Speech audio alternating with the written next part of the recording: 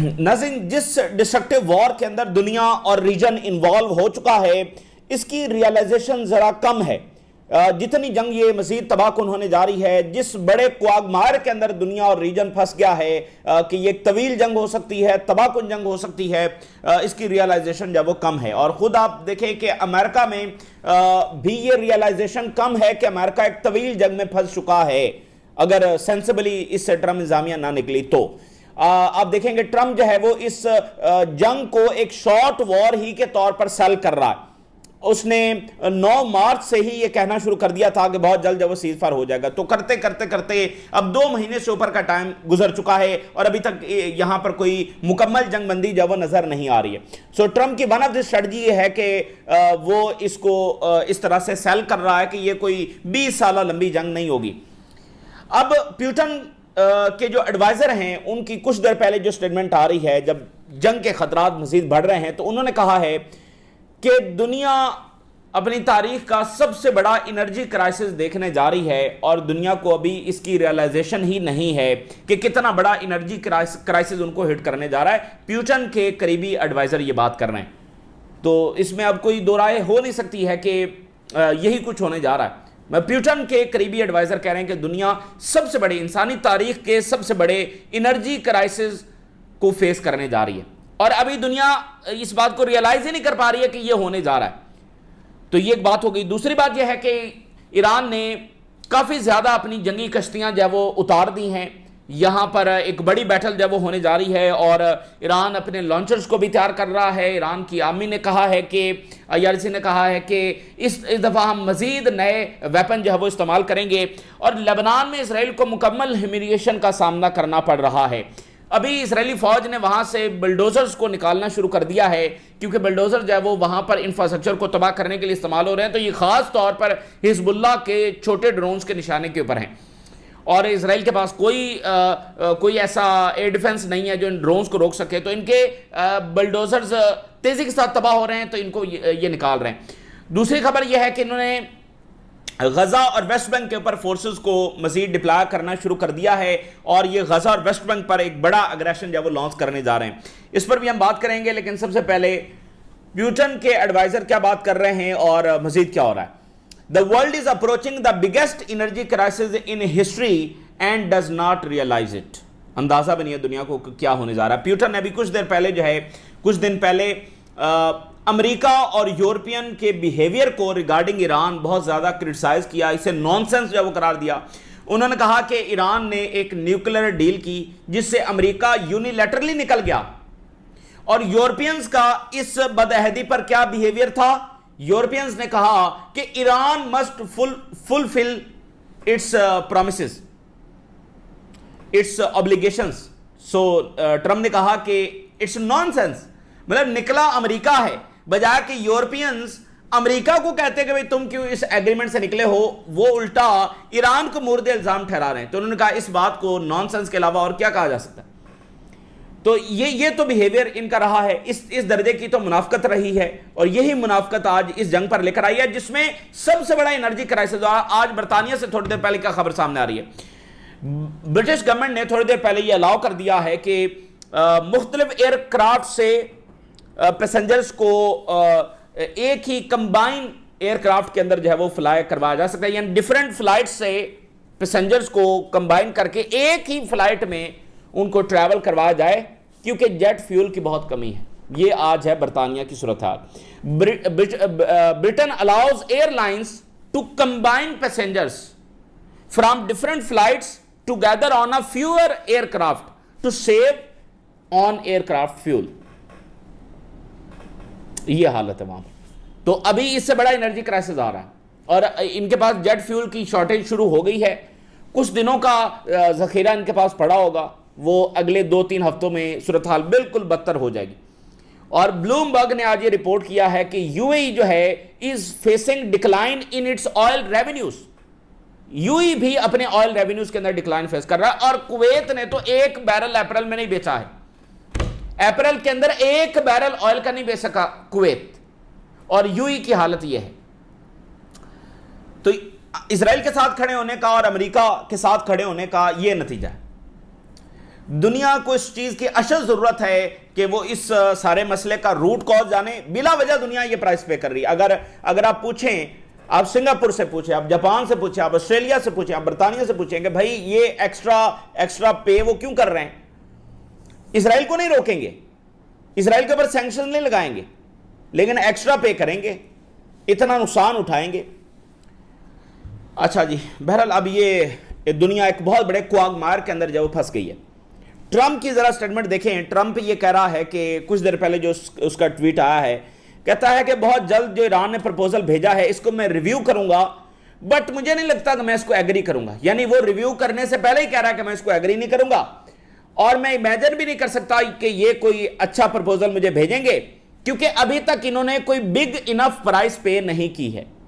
ابھی تک ایرانینز نے بگ انف پرائس, یعنی یہاں بھی اس کی آپ مینٹیلٹی چیک کریں کہ وہ یہ کہہ رہا ہے کہ جب تک ان کو بہت مار دھاڑ ان کے ساتھ نہیں کی جاتی, بہت ان کو نقصان نہیں پہنچایا جاتا, بہت تباہی نہیں مچا دی جاتی, جو کہ امریکہ حد درجے کی پہنچا چکا ہے, تو ان کی مینٹیلٹی یہ ہے کہ ایران سرنڈر نہیں کرے گا. ایران تو کبھی بھی سرنڈر نہیں کرے گا, لیکن میں مینٹیلٹی ان کی آپ کے سامنے رکھ رہا ہوں. کہتا ہے ابھی تک ایران نے چونکہ پرائس پے نہیں نہ کی, اس لیے وہ ابھی تک وہ اچھا پرپوزل نہیں بھیجیں گے. جب وہ پرائس پے کریں گے, جب ان کی بہت تباہی ہوگی, تو پھر وہ اچھا پرپوزل بھیجیں گے. یہ ہے بہرحال اس کی مینٹیلٹی. اور آج اسرائیلی میڈیا نے کہا ہے کہ 16 امریکی فیسلٹی جو مڈل ایسٹ میں ایران نے ہٹ کی ہیں, بہت سویر ڈیمیج ہوا ہے. $50 بلین کے فگر آج اسرائیلی میڈیا نے دے دیں. $50 بلین جونک دیے, ٹرمپ انتظامیہ نے ایسے پھونک دیے اپنے بیبی کے لیے. تو آج اسرائیلی میڈیا نے بھی $50 بلین. تو یہ اب امریکہ میں بڑا پھڈا پڑا ہوا ہے, اور کانگریس میں بڑا پھڈا ہے کہ بھئی کانگریس سے یہ ڈیٹیل چھپائی جا رہی.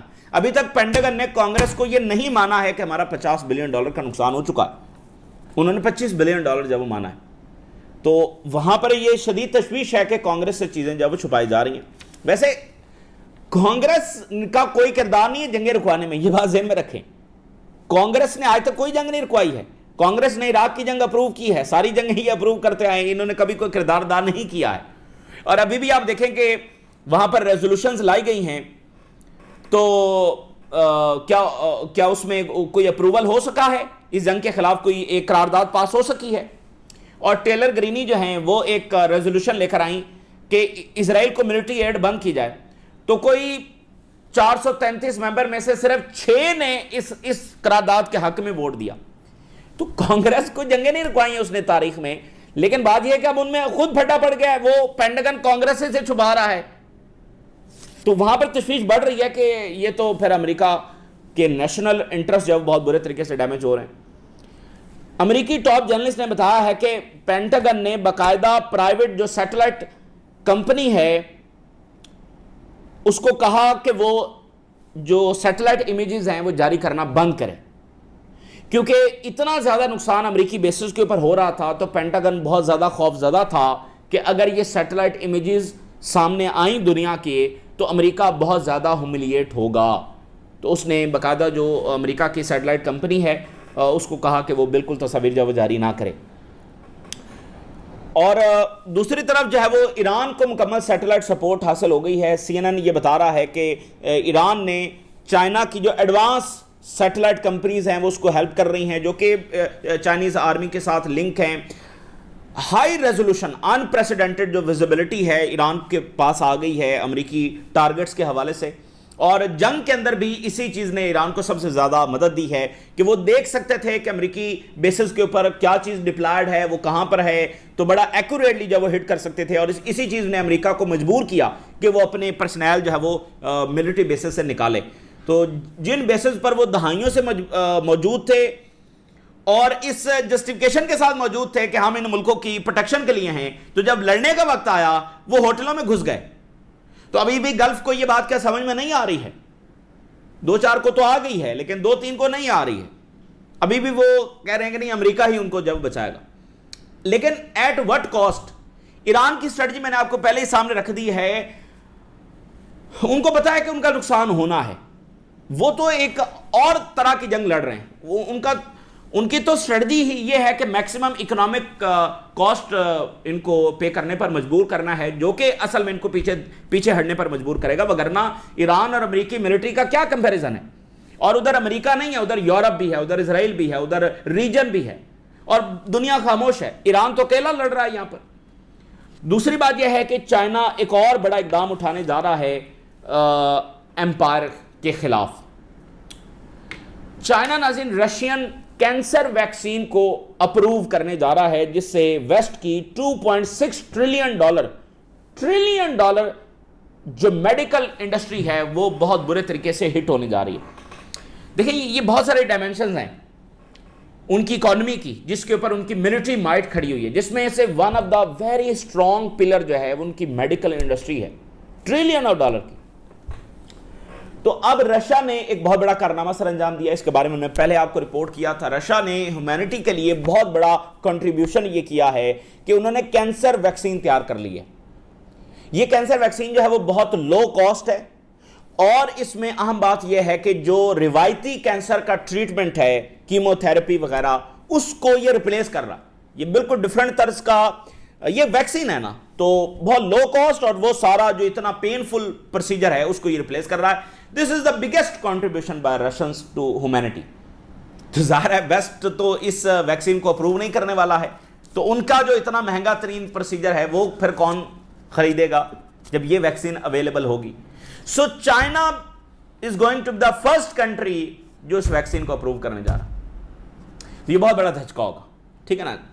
چائنا کرے گا تو پھر اور بھی بہت سارے ملک کریں گے، بھئی اپروول چائنا دے دے گا تو پھر اس کی کریڈیبلٹی بڑھ جائے گی اس ویکسین کی، پھر باقی برکس نیشن جو ہے وہ بھی اس ویکسین کو جب لے کر آئیں گے۔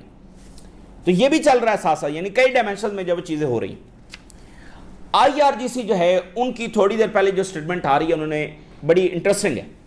انہوں نے کہا کہ ایران نے ہم نے یعنی کہ پینٹاگن کے اوپر ایک بلاکڈ ڈیڈ لائن جو وہ لگا دی ہے، کہ مطلب ڈیڈ لائن ہم نے دے دیا کہ اگر بلاکڈ جاری رہا تو پھر ہم رسپونڈ کریں گے، ایک ڈیڈ لائن ہم نے دے دی ہے۔ دوسری بات، چائنا، رشیا اور یورپ نے اپنی ٹون شفٹ کی ہے ریگارڈنگ امریکہ۔ کل چائنا نے کہا ہم تمہاری سینکشن مانتے ہی نہیں ہیں، جاؤ جو کرنا ہے کر لو۔ یورپ کی ٹون بدلی ہے، رشیا نے وارننگ جاری کیا کہ اگر دوبارہ حملہ کیا تو ایسے رسپونڈ کریں گے، اور ٹرمپ نے جو لیٹر بھیجا کانگریس کو مجبوراً کہ بھائی جنگ بندی ہو گئی ہے، وہ ذرا چلاکی کرنے کی جو کوشش کر رہا ہے۔ تو انہوں نے کہا ان تمام چیزوں کو ملا کر دیکھیں تو ہم ایک ہی چیز بتا سکتے ہیں، یعنی اس ساری صورتحال کو انٹرپریٹ کیسے کیا جا سکتا ہے۔ انہوں نے کہا کہ ٹرمپ کے پاس دو ہی راستے ہیں، ایک یہ کہ وہ ملٹری اٹیک کرے، جو کہ امپاسبل ملٹری آپریشن ہے، وہ اس ملٹری اٹیک سے کچھ بھی حاصل نہیں کر سکے گا، یا تو وہ یہ ملٹری اٹیک کرے جس میں اس کو حاصل کچھ بھی نہیں ہونا، امپاسبل یہ ملٹری آپریشن ہے۔ دوسرا یہ ہے کہ ایرانین ڈیمانڈز ایکسیپٹ کریں، اس کے سوا ٹرمپ کے پاس کوئی آپشن نہیں ہے۔ And US decision making has narrowed, امریکہ کے پاس جو آپشنز ہے وہ کم ہوتے چلے جا رہے ہیں۔ ویسے تو ٹرمپ یہ سیل کرنے کی کوشش کر رہا ہے کہ تمام کارڈز میرے پاس ہے، میں وکٹوریس فلاں، اصل میں امریکہ کو شکست اس جنگ میں ہو چکی ہے، اس کے پاس کوئی کارڈز نہیں ہے، وہ ایک اور اٹیک کرے گا تو کون سا نتیجہ لے لے گا۔ تو دوسری طرف یا پھر ایران کی ریزن، اچھا امریکہ کی مفاد میں ہے ایران کی ڈیمانڈز مان لینا۔ ابھی ایران کیا کہہ رہا ہے، تم بھی بلاکڈ کھولو، ہم بھی کھولتے ہیں، نیوکلیر پر ڈسکس کرتے ہیں، سینکشن کا خاتمہ کرتے ہیں، یہ امریکہ کے انٹرسٹ میں ہے۔ لیکن چونکہ بیبی نہیں چاہتا، اور اس وقت تو آپ دیکھیں کہ ٹرمپ جو کہ خود بہت بڑا زائنسٹ ہے، اس کے ارد گرد مکمل زائنسٹ ہے، مکمل زائنسٹ اس کے ارد گرد ہیں، اس کو جکڑے ہوئے ہیں۔ سو یہ امریکہ کے انٹرسٹ میں ہے کہ یہاں پر وہ ڈیل کرے۔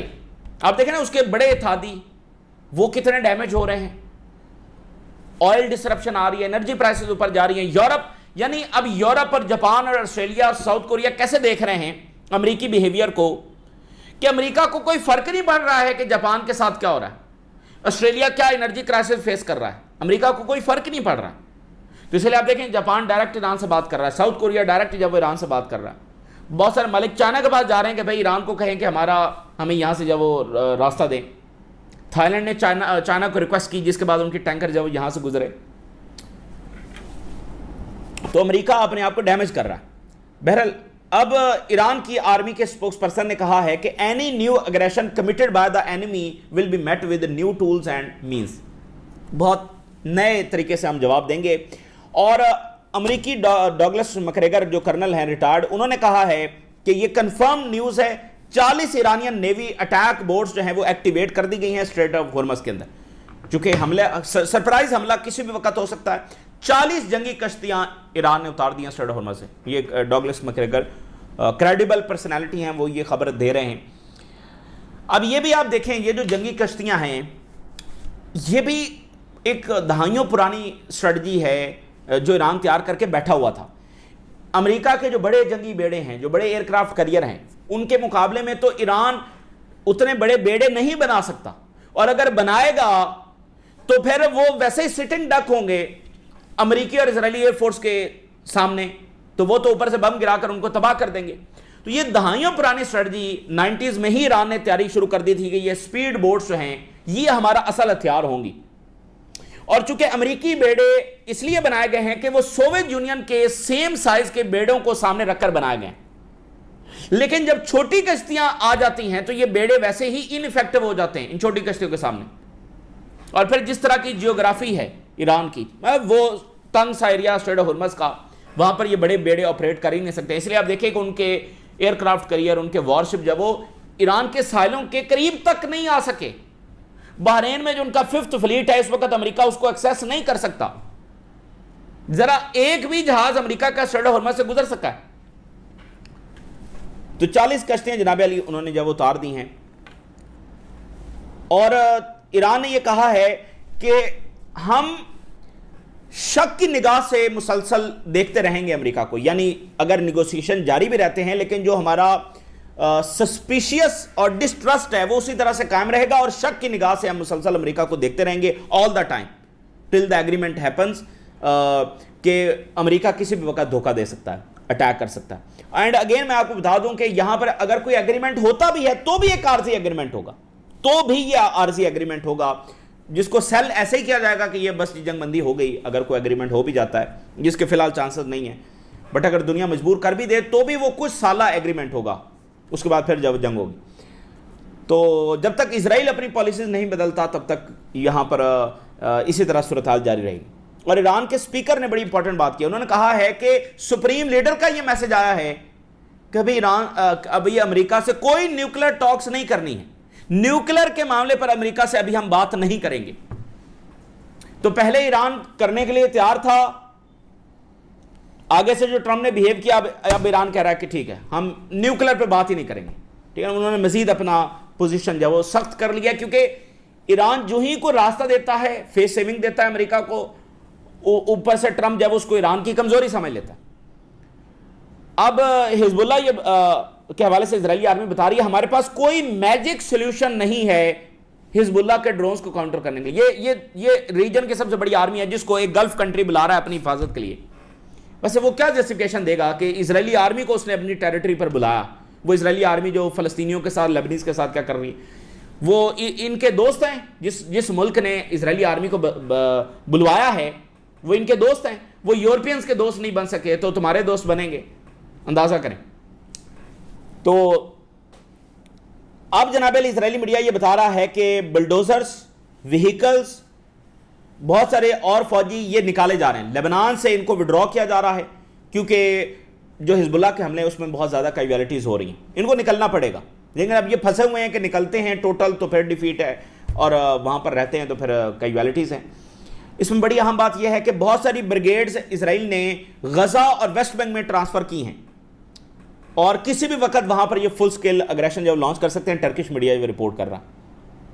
تو اس کے لیے اب دنیا کو تیار رہنا چاہیے کہ یہ غزہ اور ویسٹ بینک، اور یہ ساری ایکسپیکٹڈ چیزیں، یہ ساری وہ ہیں جو انڈرسٹوڈ ہیں کہ جب تک اسرائیل کو اکاؤنٹیبل نہیں ٹھہرایا جاتا، جب تک اسرائیل کی پالیسیز کو بزور بازو نہیں روکا جاتا، تو پھر اسرائیل یہی کرتا رہے گا۔ اور ویسے بھی ان کو مسلسل جنگوں میں رہنا ہے، ان کو مسلسل جنگیں چاہیے، اور نتنیاہو کو تو خاص طور پر جنگیں چاہیے، اور یہی سال جب وہ الیکشن ایئر بھی ہے تو وہاں پر مسلسل جنگیں چلتی رہیں گی۔